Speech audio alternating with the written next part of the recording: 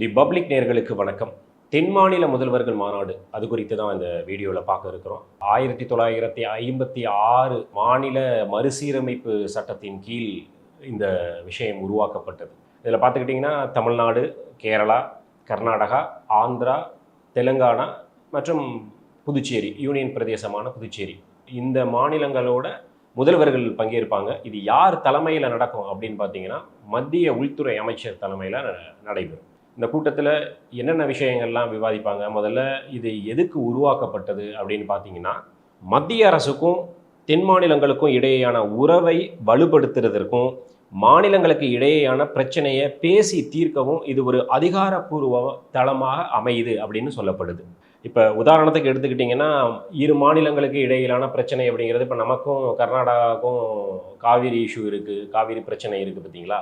இது மாதிரி நான் சொல்கிறேன். காவிரி, முல்லைப்பெரியாறு, பாலாறு போன்ற எல்லை தாண்டிய நதிநீர் பங்கீட்டு பிரச்சனைகள் குறித்து நேரடியாக இந்த கூட்டத்தில் பேச்சுவார்த்தை நடத்தப்படும், விவாதிக்கப்படும் சொல்லப்படுது. இப்போ முன்னதாக நடைபெற்ற தென் மாநில முதல்வர்கள் மாநாடு அப்படின்னு எடுத்துக்கிட்டோம்னா கிட்டத்தட்ட 28வது கூட்டம் பெங்களூரில் நடைபெற்றது. 30வது கூட்டம் திருவனந்தபுரத்தில் நடந்துச்சு. இப்போ 31வது கூட்டம் இங்கே சென்னையில் மாமல்லபுரத்தில் நடக்க இருக்குது. முன்னதாக நடைபெற்ற அந்த கூட்டங்களில் என்னென்ன மாதிரியான விஷயங்கள் பேசினாங்க அப்படின்னு எடுத்துக்கிட்டோம் அப்படின்னா, மத்திய மாநில உறவுகள் மற்றும் மண்டல அளவிலான பிரச்சனைகளுக்கு தீர்வு காண்பது அப்படிங்கிறதுல இந்த கூட்டங்கள் முக்கிய பங்காற்றி இருக்குது அப்படின்னு பார்க்கப்படுது. இப்போ உதாரணத்துக்கு கடந்த மாநாடுகளில் விவாதிக்கப்பட்ட பல முக்கிய நிர்வாக மற்றும் எல்லைசார் பிரச்சனைகளில் பார்த்தீங்கன்னா தீர்வு காணப்பட்டுள்ளது அப்படின்னு சொல்லுது. அதாவது இந்த கூட்டத்தில் பேசுகிற எல்லா விஷயத்திற்குமே தீர்வு காணப்படுமா, தீர்வு எட்டப்பட்டு விடுமா அப்படின்னா அதுதான் இல்லை. ஆனால் ஏதோ ஒரு 30 விஷயங்கள் பேசுகிறோம் அப்படின்னா அதில் ஒரு 10 விஷயங்களுக்கு தீர்வு காணப்படும் அப்படின்னா கூட அது ஒரு ஆரோக்கியமான விஷயம்தான். அப்படிங்கிறதுனால இந்த கூட்டம் அப்படிங்கிறது முக்கியத்துவம் வாய்ந்தது. உதாரணத்திற்கு 30வது மாநாடு அப்படிங்கிறது திருவனந்தபுரத்தில் நடந்துச்சுன்னு சொன்னேன் இல்லையா? அந்த கூட்டத்தில் 26 விவகாரங்கள் குறித்து பேசப்பட்டிருக்கு. ஆனால் அதில் 9 பிரச்சனைகளுக்கு உடனடி தீர்வு எட்டப்பட்டிருக்கு. இது கிட்டத்தட்ட ஒரு பாசிட்டிவான விஷயம்தான். நம்பர்ஸ் கணக்கில் பார்த்தோம் அப்படின்னா 26, 9 அப்படிங்கிறது ரொம்ப குறைவாக தெரியும். ஆனால் இது மாதிரி உட்காந்து பேசி அந்த பிரச்சனைகளுக்கு தீர்வு காண வேண்டும் அப்படின்னு ஒரு மாநில முதல்வர்கள் உட்காந்து பேசுகிறாங்க. அதுவும் மத்திய அரசோட பிரதிநிதியாக உள்துறை அமைச்சர் வர்றார் அப்படிங்கும்போது இது உண்மையிலேயே ஒரு பாராட்டப்பட வேண்டிய விஷயம். 30வது கூட்டத்தில் 26 விஷயங்கள் பேசப்பட்டு 9 பிரச்சனைகளுக்கு தீர்வு எட்டப்பட்டுள்ளது அப்படின்னு இருக்கு. தென் மாநில மீனவர்களின் பாதுகாப்பு, கடல்சார் கண்காணிப்பு, போதைப்பொருள் கடத்தல் தடுப்பு மற்றும் மாநில காவல்துறைகளுக்கு இடையேயான குற்ற தகவல் பகிர்வு அப்படிங்கிறதுலையும் கூட்டு நடவடிக்கை எடுக்கப்பட்டிருக்கதா சொல்லப்படுது. அரசியல் வேறுபாடுகளை தாண்டி மத்திய அரசும் மாநில அரசுகளும் ஒரு தளத்தில் உட்காந்து தங்கள் நிர்வாக தேவைகள் மற்றும் கோரிக்கைகளை முன்வைக்க இது ஒரு நேர்முறையான களமாக அமையுது அப்படிங்கிறதுல எந்த மாற்று கருத்துமே இருக்க முடியாது.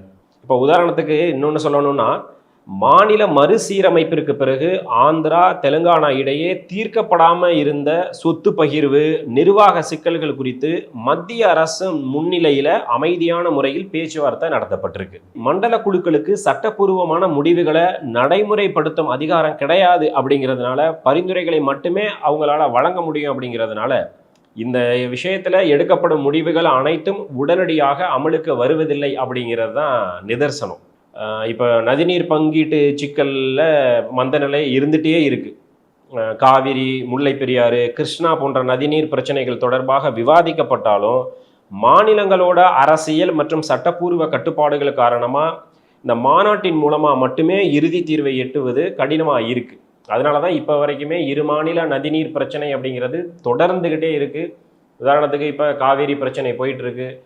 கேரளாவோட இதுக்கு முன்னாடி முல்லைப்பெரியாறு பிரச்சனை அப்படின்னு இருக்குது. இது கண்டினியூ ஆகிட்டே இருக்குது, தொடர்ச்சியாக இருக்குது. அப்படிங்கிறதுக்கு இது மிக முக்கியமான விஷயங்கள். உட்காந்து பேசுகிறாங்க. சட்ட ரீதியாக சுப்ரீம் கோர்ட்டு, காவிரி மேலாண்மை ஆணையம்னு அது ஒரு தரப்பில் அந்த சைடு போயிட்டு இருந்தாலும் மாநில முதல்வர்களை உட்காந்து மத்திய அரசோட பிரதிநிதியாக உள்துறை அமைச்சரோட உட்காந்து பேசும்போது முடிவு எட்டப்படணும் அப்படின்னு நம்ம நினச்சாலும் கூட, ஆனால் இப்போ வரைக்கும் அந்த விஷயங்கள் இழுவையாக இருக்குது, இழுத்தடிக்கப்பட்டுருக்கு. அதில் ஒரு சுமூக தீர்வு எட்டப்பட மாட்டேங்குது. இதுக்கு பின்னாடி அரசியல் இருக்குது. அந்தந்த மாநிலங்களுக்கு ஏற்றவாறு அந்தந்த மாநிலங்களில் உள்ள அரசியல் கட்சிகள் அரசியல் செய்கின்றன. அந்த மாநில மக்களை சந்தோஷப்படுத்தணும், அவங்களோட எதிர்ப்பை சம்பாதிச்சிடக்கூடாது. இவ்வளவு விஷயங்கள்லாம் இருக்கிறதுனால இந்த விஷயங்களில் உடனடியாக தீர்வு எட்டப்படுவதற்கான வாய்ப்புகள் இல்லை. அப்படிங்கிறதுனால இது கிட்டத்தட்ட தொடர்ந்து பேச்சுவார்த்தை அப்படின்னே போயிட்டுருக்கு. ஒரு சைடு சட்ட சிக்கல்கள், சட்ட ரீதியாக எதிர்கொள்வது அப்படின்னு ஒரு சைடு, இன்னொரு சைடு போயிட்டுருக்கு. இதில் மத்திய அரசு கிட்ட உட்காந்து நம்ம பேசுகிறது, பொதுவாக இந்திய மாநிலங்கள், அதுவும் பாஜக ஆளும் மாநிலங்கள் தவிர்த்து குறிப்பாக தென் மாநிலங்கள் கேட்குற விஷயம் அப்படிங்கிறது வரி. எங்களுக்கு நாங்கள் எவ்வளோ வரி கட்டுறோம், ஜிஎஸ்டி கட்டுறோம், ஆனால் எங்களுக்கு நிலுவைத் தொகையை நீங்கள் விடுவிக்க மாட்டேங்கிறீங்கிறது தொடர்ந்து தென் மாநிலங்களோட குரலாக ஒலித்து கொண்டே இருக்கு.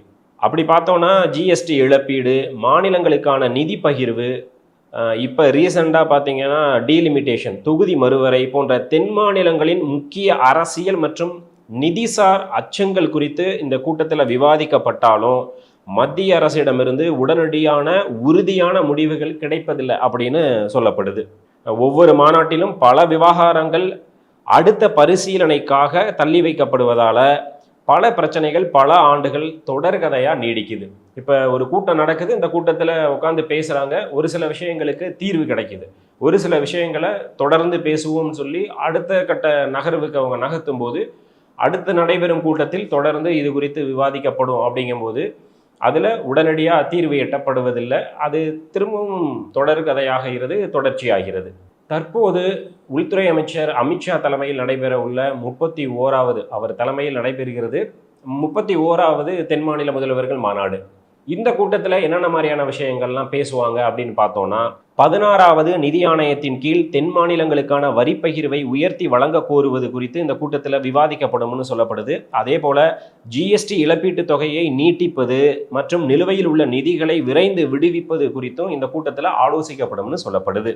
அனைத்து மாநிலங்களுக்குமான பிரச்சனையாக பேசப்படுவது, குறிப்பாக தென் மாநிலங்கள் பாதிக்கப்படும்னு பேசப்படுற விஷயம் டீலிமிட்டேஷன், தொகுதி மறுவரை.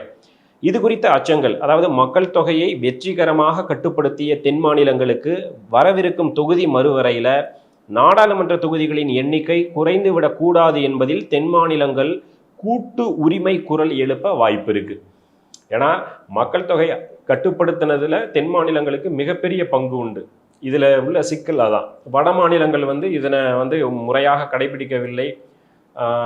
ஒருத்தருக்கு ஒருவர் இல்லை ஒரு குடும்பத்தில் 2 குழந்தைகள் அப்படின்னு இங்கே இருந்த தென் மாநிலங்களில் இருந்த அந்த குடும்ப கட்டுப்பாடு விகிதம் அப்படிங்கிறது வட மாநிலங்களில் இல்லை. ஒரு குடும்பத்தில் உறுப்பினர்கள் எண்ணிக்கைங்கும் போது நீங்கள் மக்கள் தொகை அடிப்படையில் இன்றைக்கி நீங்கள் பிரிச்சிங்கன்னா நாங்கள் பாதிக்கப்படுவோம். நீங்கள் ஏற்கனவே ஒரு ரூல்ஸ் போட்டிங்க, அதை நாங்கள் ஃபாலோ பண்ணியிருக்கோம். அப்படிங்கும்போது அதை ஃபாலோ பண்ண எங்களுக்கு இந்த தண்டனையா அப்படிங்கிறதான் இன்றைக்கி தென் மாநிலங்கள், குறிப்பாக தமிழ்நாடு முன்வைக்கிற விஷயமா இருக்குது.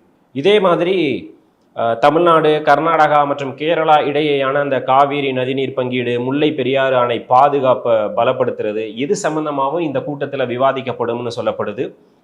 பாலாறு விவகாரம் மற்றும் ஆந்திரா தெலுங்கானா இடையேயான கிருஷ்ணா நதிநீர் பகிர்வு தொடர்பாகவும் நிலுவையில் இருக்கிற பிரச்சனைகள் குறித்தும் இந்த கூட்டத்தில் விவாதிக்கப்படலாம். இதை தாண்டி கடலோர பாதுகாப்பு, நீண்ட கடற்கரையை கொண்ட தென் மாநிலங்களில் கடல்சார் பாதுகாப்பை பலப்படுத்துறது குறித்தும் இந்த கூட்டத்தில், தென் மாநில முதல்வர்கள் மாநாடு இந்த கூட்டத்தில் விவாதிக்கப்பட இருக்கிறது. மாநிலங்களுக்கு இடையேயான போதைப்பொருள் கடத்தலை தடுக்க ஒருங்கிணைந்த ஒரு முறையை உருவாக்கணும் அப்படிங்கிறது தொடர்ந்து கோரிக்கை முன்வைக்கப்படுது. தற்போதைய சூழலில் அதுவும் தமிழ்நாட்டில் போதைப்பொருள் அப்படிங்கிறது ரொம்ப அதிகமாக புழக்கத்தில் இருக்குங்கிறதும் அந்த குற்றச்சாட்டு தொடர்ந்து முன்வைக்கப்படுது. இதனால் உயிர் பலி ஏற்படுகிறது, கொலைகள் நடைபெறுகிறது அப்படிங்கிறதெல்லாம் சொல்லப்படும் நேரத்தில் இது மிக முக்கியமாக பார்க்கப்படுகிறது. இந்த கூட்டத்தில் இது முக்கியமாக விவாதிக்கப்படணும் அப்படின்னு சொல்லப்படுற நேரத்தில் விவாதிக்கப்படலாம், விவாதிக்கப்படும் அப்படின்னு சொல்லப்பட்டது.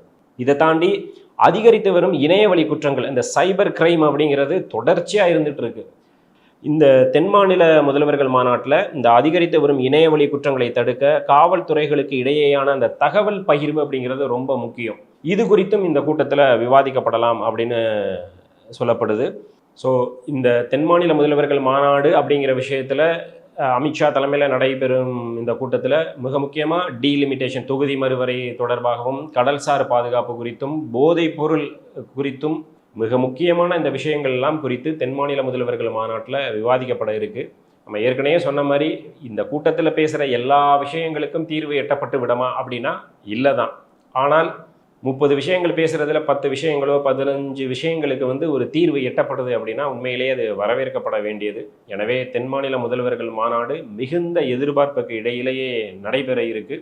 அதில் ஒரு முக்கியமான பிரச்சனைகளுக்கெல்லாம் தீர்வு எட்டப்பட வேண்டும், எட்டப்படும்னு நம்புவோம்.